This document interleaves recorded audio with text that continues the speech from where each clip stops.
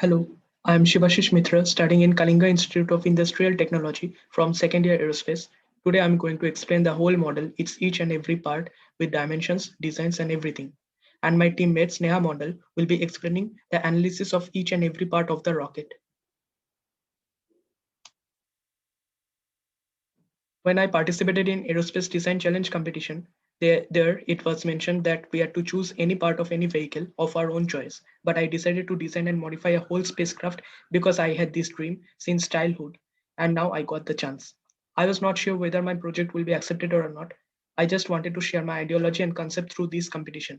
My idea of designing and modifying a spacecraft, mainly rocket, was inspired from the models of CST-100, Dragon V2, and SpaceX's Starship, that is SN8, SN9, and SN10.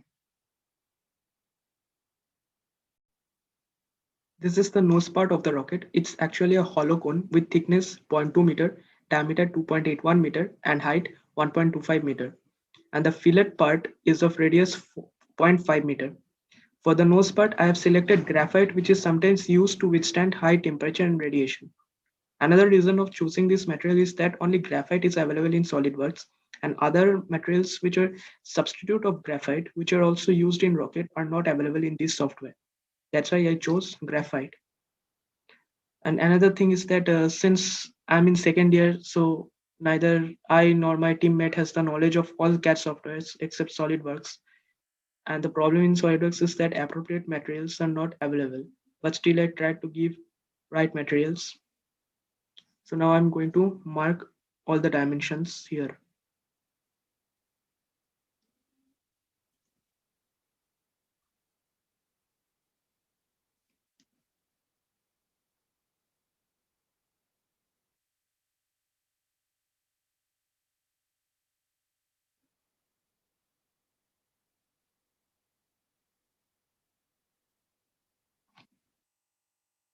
This is the thickness, that is 0.2 meter.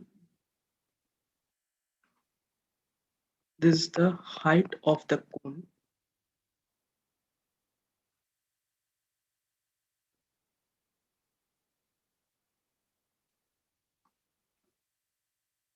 And the diameter.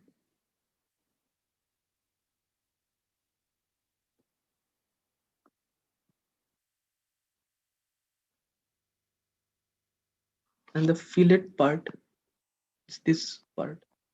It is of radius 0.5 meter.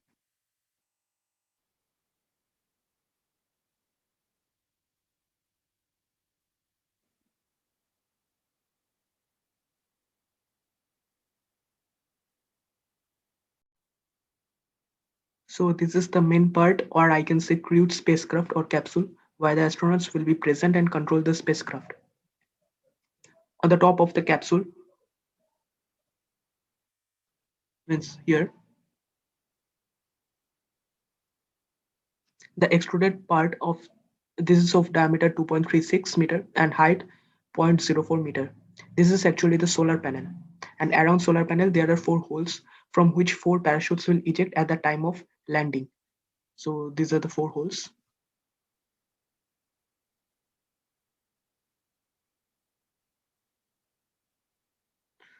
Okay.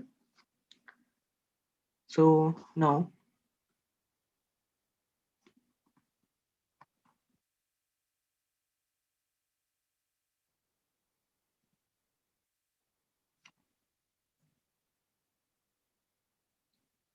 on one side of the surface of the capsule, there are 3 windows. As you can see, these are the 3 windows. And at the opposite side, there is the door. This is the door. Also, there are 4 nozzles, which I am selecting.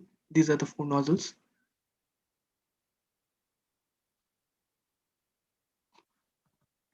This side also, this one. So due to the release of the flame from these nozzles, thrust will be produced, and this will balance the spacecraft maybe during landing, or if it gets diverted from its path, then it will again come to the right path. And there's a big nozzle at the lower end. of the capsule.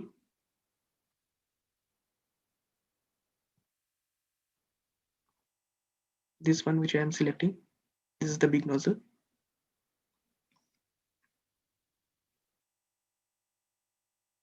So the flame released from this nozzle will produce more thrust, and this will help the spacecraft to move in space after it is detached from the external fuel tank.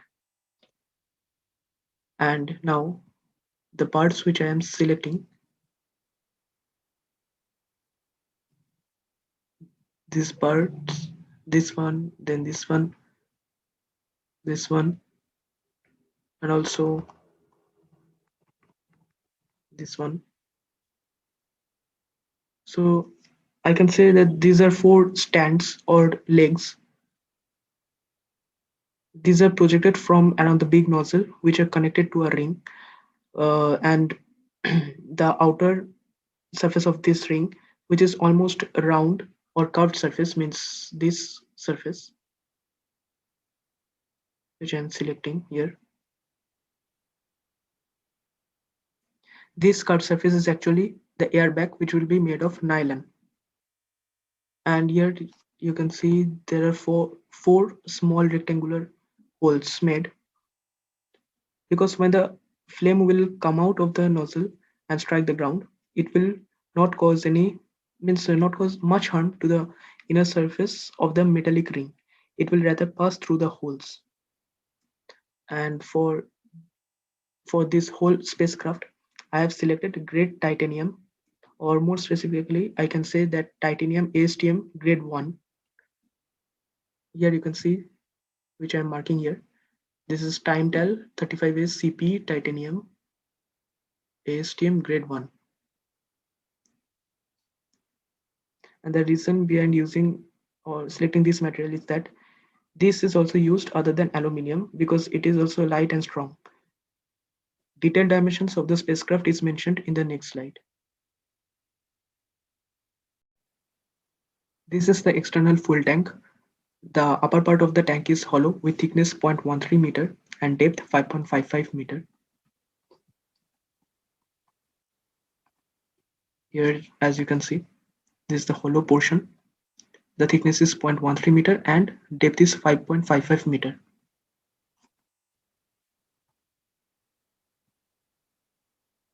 Into this part, the spacecraft will be fitted. And this external fuel tank is almost same like a normal external fuel tank, except some parts, like these four fins, which I'm selecting to show you. These two, and on this side, these two, total four fins. All of them have sharp leading edges, and the sharp edges will be of graphite or other carbon-carbon composite to withstand high temperature and radiation. And there are also four beams. These beams, this side also there is one. So total four beams. They are projected from the surface of the external tank, mainly from the fuel storage chamber. So to make you understand more clearly, let me show you from a different view.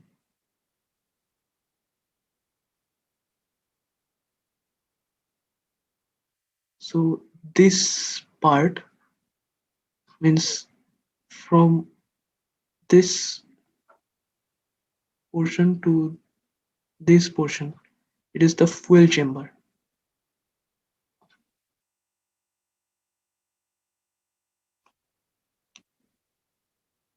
So they are projected from that fuel chamber, from the outer surface of the fuel chamber,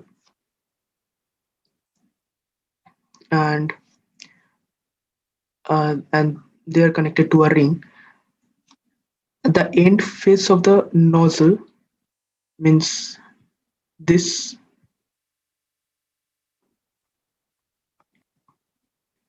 this end face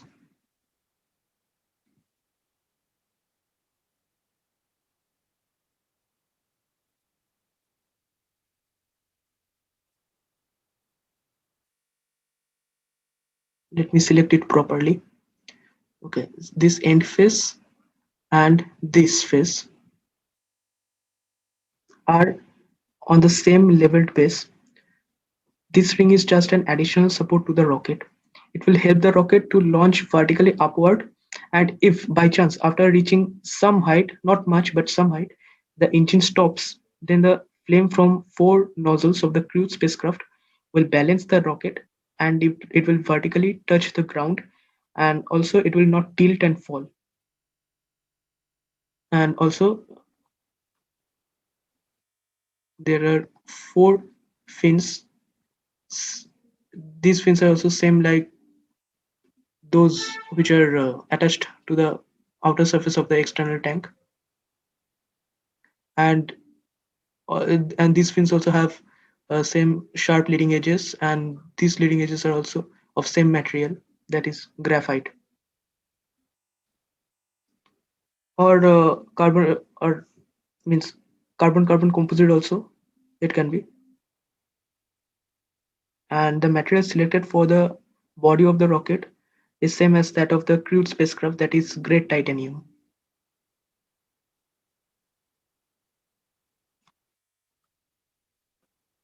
So I'm just marking the dimension once again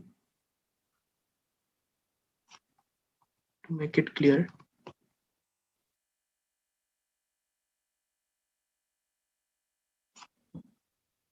So this thickness,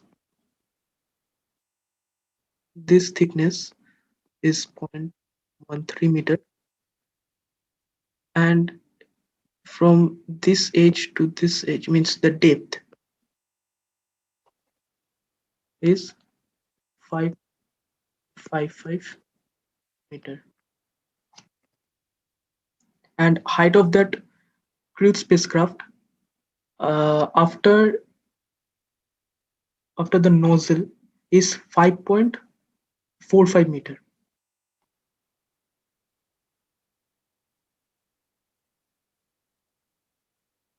More detailed dimensions of this external tank are given on the next slide.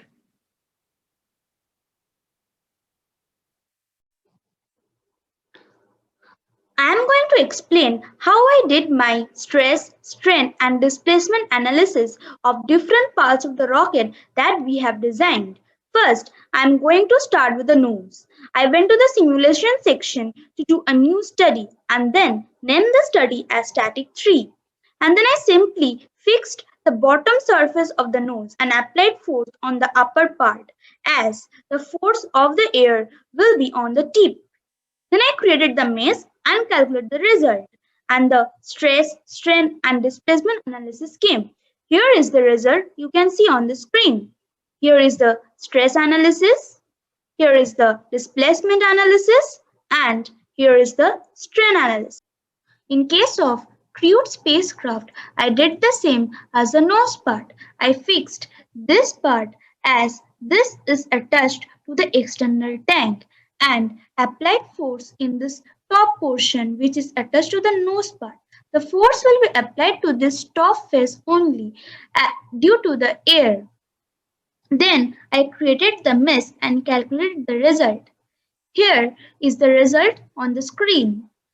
The stress, strain and displacement analysis are shown. This is the stress analysis, this is the displacement analysis, and this is the strain analysis.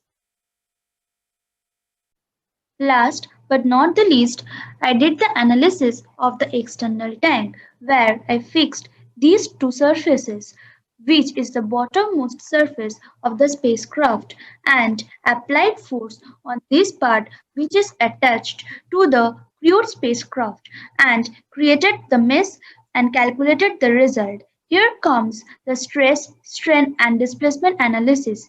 Here is the result shown on the screen. This is the stress analysis, this is the displacement analysis, and this is the strain analysis.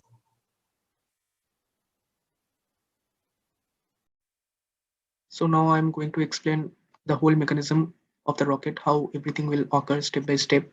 So After the rocket will launch and escape Earth's atmosphere with certain escape velocity, the external fuel tank, this part which I am selecting, this will get slowly detached from the crewed spacecraft like this,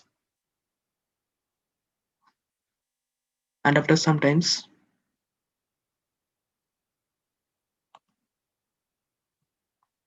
the nose part will also get detached,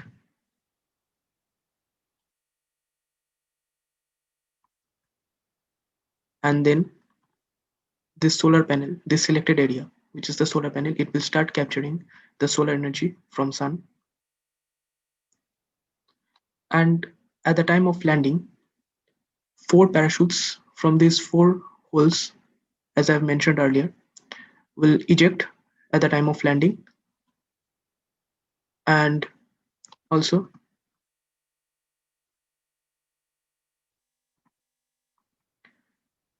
this airbag will also help at the time of landing. It will protect the means this four stands, and also the whole spacecraft. It will protect them from any damage. And earlier I have also mentioned about these four nozzles, which will help at the time of landing or to stable itself when required. So that's it.